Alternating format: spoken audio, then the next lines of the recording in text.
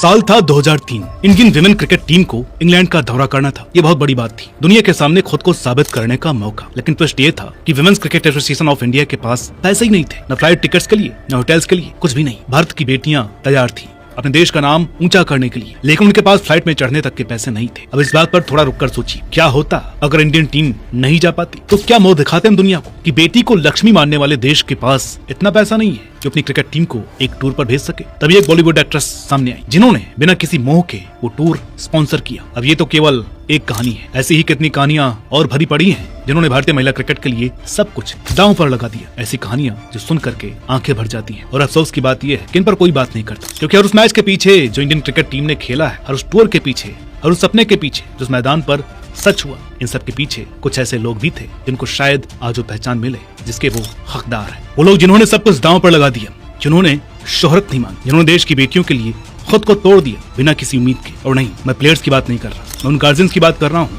उन अनदेखे आर्किटेक्ट्स की जो एक ऐसे सिस्टम से लड़ रहे थे जो उन पर भरोसा ही नहीं करता था। वो लोग जिन्होंने अपनी खुद की जमीन बेच दी ताकि ये सपना जिंदा रहे। वो लोग जिन्होंने अपनी मेहनत की कमाई दान कर दी बिना ये चाहे कि उनका नाम कभी हिस्ट्री बुक में लिखा जाए। अगर आज इंडियन क्रिकेट एक बड़ा नाम बन चुकी है, जिसमें जितना संघर्ष इन खिलाड़ियों का रहा है, जितनी मशक्कत सीनियर खिलाड़ियों ने की, उतनी ही शायद उनसे थोड़ा ज्यादा संघर्ष पर्दे के पीछे छिपे हुए किरदारों ने किया है। आज की कहानी आपको इंडियन कल्चर का हिस्सा होने पर गर्व करवाएगी, जिन्होंने महिला क्रिकेट की मशाल जलाई, उसके लिए खुद को कुर्बान कर दिया। न परिणाम की चिंता, न नाम की, न शोहरत की, बस एक उम्मीद पर वो टिके रहे कि अगर पुरुष टीम को बीसीसीआई सपोर्ट कर सकती है तो वुमेन टीम को हम सपोर्ट करेंगे, भले ही सब कुछ लुटाना पड़े। इस वीडियो के आखिरी लम्हे तक आपको उन सभी लोगों पर फक्र होगा जिनके बारे में आज हम बात करने जा रहे हैं। नमस्कार। 2003 के जिस दौरे की बात हमने की थी, उस टूर को स्पॉन्सर करने वाली कोई और नहीं बल्कि मंदिरा बेदी थी। जब बाकी सेलिब्रिटीज अपने पैसे गिनने और एंडोर्समेंट डील साइन करने में लगी थी, तब मंदिरा ने एक डायमंड ब्रांड का एड शूट किया। और फिर क्या किया पता है? उन्होंने अपना पूरा एंडोर्समेंट अमाउंट, हाँ, एक रुपया women's cricket association of India को दान कर दिया। वो बन गई एक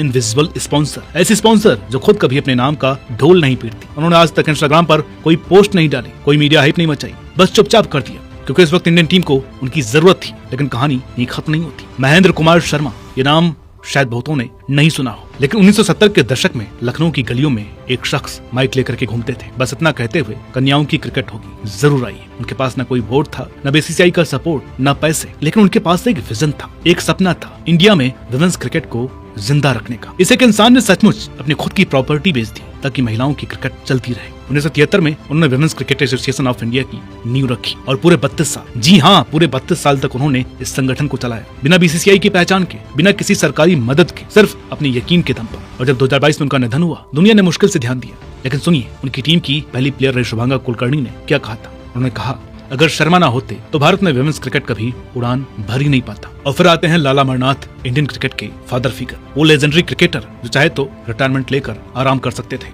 लेकिन उन्होंने क्या किया? उन्होंने 1974 में विमेन्स क्रिकेट की पहली नेशनल कैंप कोचिंग करने की जिम्मेदारी ली। जो महिलाएं उस वक्त उनके साथ ट्रेन हुई, वो आज भी कहती है कि लाला अमरनाथ ने सिर्फ क्रिकेट नहीं सिखाया, उन्होंने अनुशासन सिखाया, उन्होंने गेम की नजाकतें सिखाई, और सबसे बड़ी बात, उन्होंने सिखाया कि वो महिलाएं उस मैदान पर बिलोंग करती हैं। अब बात करते हैं नूतन गावस्कर की, सुनील गावस्कर की बहन। उनके भाई पुरुष क्रिकेट में लीजेंड बन रहे थे। नूतन एक बिल्कुल अलग जंग लड़ रही थी विमेन्स क्रिकेट के लिए। उन्होंने सालों तक women's cricket association of India की सेक्रेटरी के तौर पर काम किया। और बता दूं, ये कोई ग्लैमरस जॉब नहीं थी, ना आसान थी, और सच कहें तो बहुत हद तक थैंकलेस थी। एक इंटरव्यू में उन्होंने कहा था कि जब हमारे पास WCI था, हम इंटरनेशनल विमेन्स क्रिकेट काउंसिल के अधीन थे, और हमें साफ साफ बता दिया गया था कि विमेन्स क्रिकेट प्रोफेशनल स्पोर्ट नहीं है, क्योंकि हम प्रोफेशनल नहीं माने जाते थे, इसलिए हमारे पास पैसों की कोई व्यवस्था नहीं थी। मतलब इन महिलाओं को प्रोफेशनल माना ही नहीं जाता था। एसोसिएशन के पास पैसे नहीं थे, लेकिन फिर भी नूतन और उनकी टीम ने इसे जिंदा रखा। चलिए एक किस्सा सुनाता हूँ। एक बार टीम का दौरा था न्यूजीलैंड का, होटल्स के लिए पैसे नहीं थे, तो क्या हुआ पता है? NRI फैमिलीज ने अपने घरों के दरवाजे खोल दिए इंडियन विमेन्स क्रिकेटर्स के लिए। जरा सोचिए, ये लड़कियां, ये एथलीट्स जो अपने देश का नाम रोशन कर रही थी, उन्हें अजनबियों के घरों में ठहरना पड़ा, क्योंकि उनके अपने देश को उन पर भरोसा नहीं था। और नूतन वो भाग दौड़ कर रही थी, फोन कॉल्स कर रही थी, डोनेशंस जुटा रही थी, स्पॉन्सर से बात कर रही थी। वो सचमुच अपनी शेर विल पावर से विमेन्स क्रिकेट को जिंदा रखे हुई थी। और आज उनसे उन दिनों की बात पूछी जाती है, वो मुस्कुराकर कहती है, जब मैं विमेन्स टीम को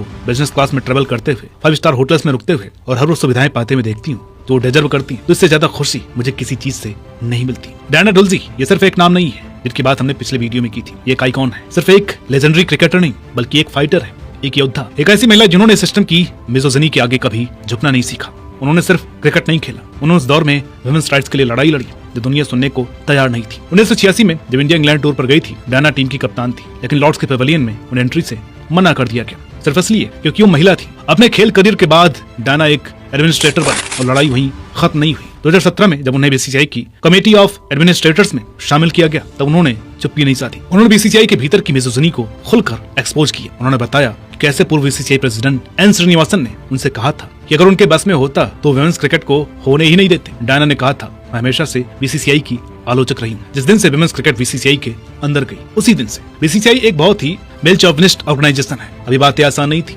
लेकिन डायना ने फिर भी बोली, क्योंकि वो मानती थी कि वुमेन्स क्रिकेट इससे कहीं ज्यादा डिजर्व करती है। आज जो महिलाओं को पुरुष टीम के बराबर मैच फीस मिलती है, जो इसके लिए आवाजें उठी थी, वो डायना की ही थी। उस बंजर दौर में प्रेस बॉक्स में कुछ ऐसे पत्रकार भी बैठे थे जो लगभग खाली कुर्सियों के बीच इतिहास लिख रहे थे। सिद्धांत पटनायक और करुण्या केशव, ये दो नाम वो आवाजें बन गए जिन्होंने महिला क्रिकेट की कहानी तब दर्ज की जब मेन स्ट्रीम मीडिया को उनकी जरा भी परवाह नहीं थी। सोच के देखिए, आप एक जर्नलिस्ट हो, पूरी दुनिया मर्दों के क्रिकेट के पीछे भाग रही है, बड़े बड़े interview, ground report, headline stories, आप बैठे हो एक ऐसे प्रेस बॉक्स में जहाँ शायद 3-4 लोग ही मौजूद हैं और मैदान में महिलाएं वर्ल्ड कप का मैच खेल रही हैं। ये कोई आम फैसला नहीं, ये एक संकल्प था, ये एक कुर्बानी थी। सिद्धांत ने सच में इतिहास लिख डाला। उन्होंने लिखा द फायर वंस ब्लू, 500 पन्नों की किताब। उन्होंने खिलाड़ियों से लेकर एडमिनिस्ट्रेटर्स तक हर उस इंसान की बात की जिसने इस सफर में कोई रोल निभाया था। उन्होंने वो कहानी डॉक्यूमेंट की जो धीरे धीरे वक्त की धूल में गुम हो जाने वाली थी। किताब आने के कुछ ही समय बाद सिद्धांत नहीं रहे, लेकिन उनकी विरासत आज भी जिंदा है। उस किताब में जिन जिन खिलाड़ियों के नाम हैं, उनकी कहानियां अब हमेशा के लिए अमर हो गई। जेमिमा रोड्रिग्स, स्मृति मंधाना, इन खिलाड़ियों ने सिद्धांत से उनके आखिरी दिनों में मुलाकात की और आज भी उनके प्रति वही सम्मान लेकर मैदान में उतरती है, क्योंकि जब कैमरे कवर नहीं कर रहे थे, जब कोई तालियां नहीं बजा रहा था, सिद्धांत तब भी उन पर यकीन करते थे। फिर आती हैं शारदा उग्रा, दशकों से महिला क्रिकेट पर लिखती आ रही है। 1980 से जब हालात और भी बुरे थे, उन्होंने अपने लेखों से न सिर्फ अवार्ड जीते बल्कि उस खेल को सम्मान दिलाया जिसकी चर्चा अखबारों के कोनों में भी नहीं होती थी। उन्होंने कन्वर्सेशंस को बदला, उन्होंने एडिटर्स और न्यूज चैनल्स को समझाया कि महिला क्रिकेट भी मायने रखता है। और करुण्या केशव, ये महिला तो आज भी मैदान में लड़ रही हैं, एडवोकेट, एडिटर और एक मजबूत वॉइस। उन्होंने फायर बर्न्स ब्लू को सिद्धांत के साथ मिलकर लिखा और आज भी ग्लोबल प्लेटफॉर्म पर लिखती है। पे इक्विटी, वर्किंग कंडीशंस और उस सिस्टमेटिक इनइक्वालिटी पर जिसको महिला क्रिकेटर्स ने झेला है। इन जर्नलिस्ट ने जो किया वो असाधारण था। उन्होंने खाली स्टडी में बैठकर इतिहास लिखा, अपने कैमरे और नोटबुक्स उठाकर सच्चाई दर्ज की। उन्होंने मुंह नहीं मोड़ा, उन्होंने कहानियों को दस्तावेज बना दिया जो कभी कहीं नहीं गई थी। और फिर आई वो पीढ़ी जिन्हें हम लीजेंड्स कहते हैं। 2 नवंबर 2025 डीवाई पाटिल स्टेडियम में वर्ल्ड कप फाइनल चल रहा है। भारत की महिला क्रिकेट टीम मैदान में है और स्टैंड्स में कौन बैठे हैं? सचिन तेंदुलकर,